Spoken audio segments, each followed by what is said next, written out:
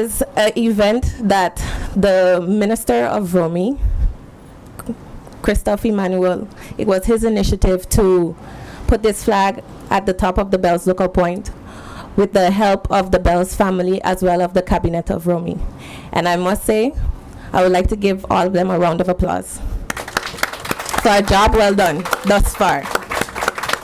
Oh, sweet Sint Maarten's land, so bright, thy beach and strand, with sailors on the sea and harbors free, where the chains of mountains gleam, fiercely in sunlight sheen. Oh, I love thy paradise, nature's beauty very nice. Oh, I love my paradise, nature's beauty very nice. Oh, I love thy paradise, nature's beauty very nice. Oh, I love thy paradise, nature's beauty very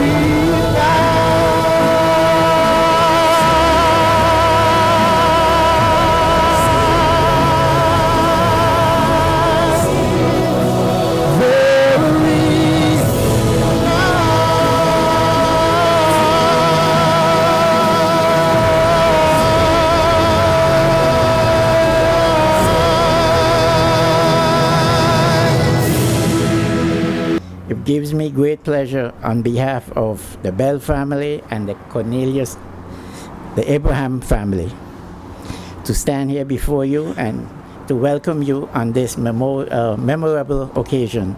We thank you for your presence and for sharing this moment with us. The purpose of being here this afternoon is to witness the unveiling of a statue and the hoisting of the Sint Maarten flag. Some 6 months ago, Minister Emmanuel approached myself concerning the possibility of placing a large Sint Maarten flag on the top of the lookout point. He explained that nowhere on the island one can see our main national symbol, the Sint Maarten flag, and that if possible, he would like to make a change to this. I told him this would have to be agreed upon by the board of directors of Bell Realty Corporation. I informed him that it had been a long time, a long desire or plan of the board of directors to erect a statue of their deceased brother and cousin. Minister Emmanuel immediately responded that this could be incorporated in the plan. The matter was discussed with the board of directors and they agreed to it. Just about the time the physical work was to begin, up came Hurricane Irma, the strongest hurricane to have ever passed through the Western Hemisphere. From its inception, the date of inauguration of the project was set for November 11th, St. Martin's Day. Still wanting to inaugurate the project as originally planned, the work got started and proceeded notwithstanding the negative comments and personal attacks. Before we move to unveiling the statue, I would like to share a little information with you. It is said that the late Mrs. Mary Georgiana Bell Lake, wife of the late William Henry Bell Sr., had advised her sons that they should invest their money in property, land. They followed her advice at a very young age. In 1922, when a parcel of land became available, the two older brothers working in the Dominican Republic sent the money to their father to purchase said property. Subsequently, in 1928, another property became available, and again the two older brothers sent the money to their father to purchase this property. In 1949, when KB Estate was up for sale, the four oldest brothers, along with the first cousin, bought the property. KB Estate, then consisting of 3 plantations, namely KB, Burnt Ground, and Gardens, was acquired on February 15, 1949. The seller was Miss Leonora Rodenhuis, who was the sole heir of Mr. and Mistress Ernest von Romont. The buyers were Charles Leopold Bell for 2 nines, Mr. Leon Cyril Bell for 2 nines, Mr. Lando Alexis Bell for 2 nines, Mr. William Henry Bell for 2 nines, and their cousin, Mr. Abraham Cornelius Peters, 1 9. William Henry Bell II, named after his father, regrettably passed away less than 1 year after the purchase of the property at a very young age. In 1970, Bell Realty Corporation was established, and the property was thereafter transferred into the corporation. A number of years ago, the original board of directors of the corporation expressed the desire to place a statue in honor of their brother, William Henry Bell II.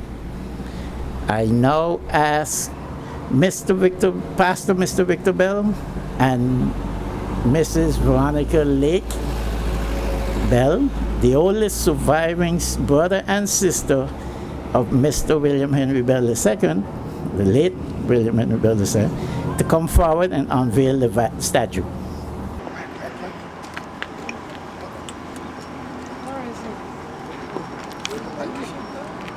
Mike? Okay, hold on, sir. Mike. I have to clear the back. Okay.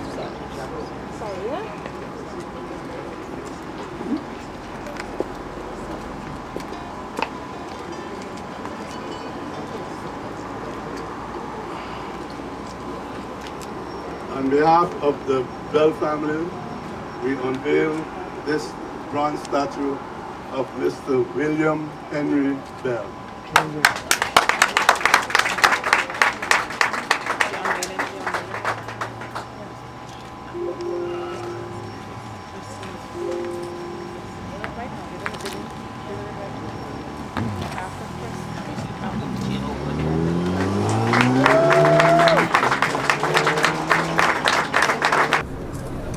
You can see that suit is close to 70 years old. And that's another pair of pants that's being hung up. Just look at the width of the legs. To be exact, they are 13 inches wide.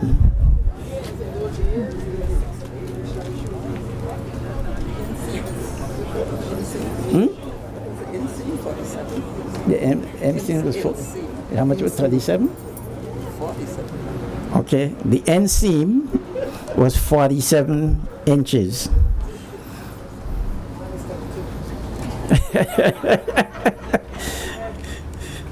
So there's a couple other pieces we will show you in a while. There's a bow tie. If we think we have style, they had style. This bow tie carries 2 light bulbs with a battery.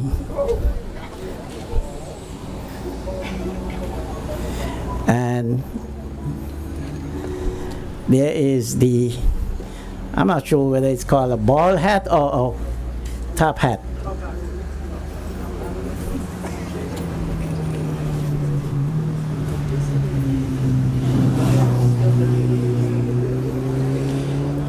And that even though I don't believe he was a smoker,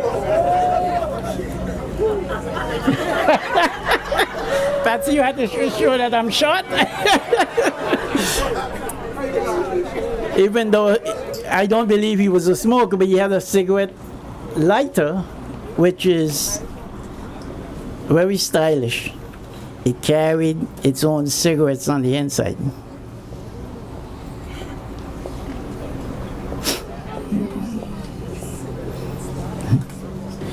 If you notice, after 70 years, the cigarette lighter is not rusted. Then there's a pair of cufflinks. That's the bow tie with the battery.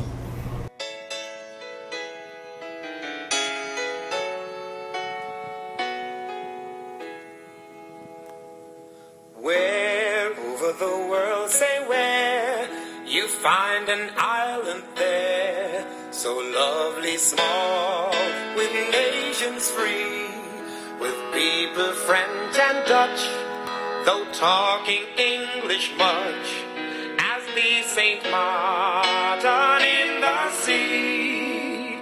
Oh, sweet St. Martin's land, so bright by beach and strand, with sailors on the sea and harbors free, where the chains of mountains green variously in sunlight sheen. Oh, I love thy paradise, nature's beauty fairly nice. Oh, I love thy paradise, nature's beauty fairly nice.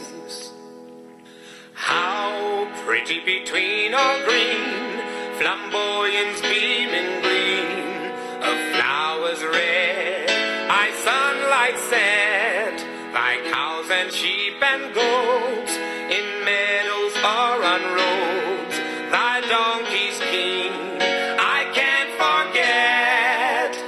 Oh, sweet St. Martin's land, so bright by beach and strand, with sailors on the sea and harbors free, where the chains of mountains green variously in sunlight sheen. Oh, I love thy paradise, nature's beauty fairly nice. Oh, I love thy paradise, nature's beauty fairly nice.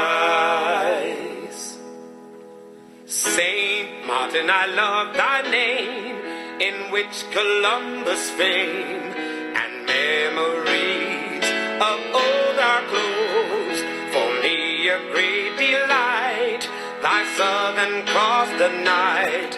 May God the Lord protect thy coast. Oh, Irene, sweet St. I remember the first time so bright by beach and strand. I went to Panama. There's a big mall in Panama called Albrook Mall. And when you step out from Albrook Mall, the first thing you see is a huge, huge flag of Panama. Huge. I remember having a discussion with Minister Sylvia Jacobs, and I said, Minister, Flag Day came and gone on St. Maarten, and no one knew that it was Flag Day. And I told her, I said, never again should that happen in St. Maarten. I would come out of Albrook Mall and I would stand there for length of time, both Dr. Lloyd and myself, and we would gaze at the flag. And I would feel proud, and I'm not Panamanian. And I said to myself, I have to do something like this in St. Maarten. I remember trying to get in contact with the Bells family, family. It's like a web, the Bells family. You go to this one, they send you to that one, and that one would send you to this one, and that one would send you to that one, and it comes right back to one person. And when you have a conversation with that one person, he will tell you, I got to go back to all of them that you just spoke to and send you right back to him. But I want to thank the family, and I'm going to tell you why. Their position had never wavered. Their stance was encouraging, and their tenacity is what kept me going forward amidst all that was said.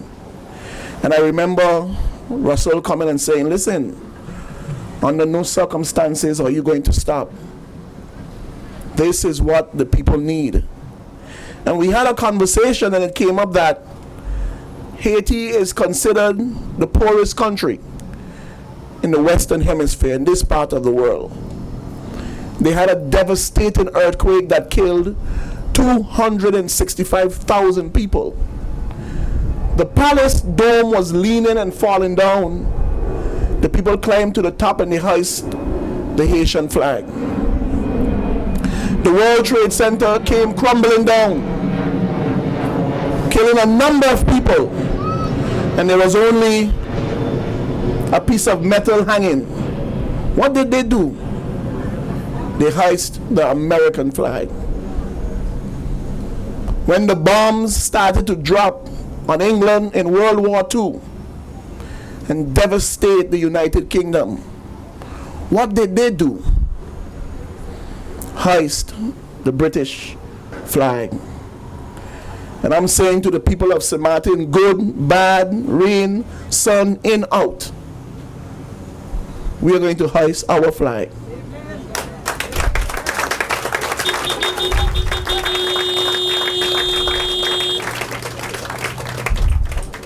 To use the words of the poet on the French side, "'Tis we own, 'tis we's."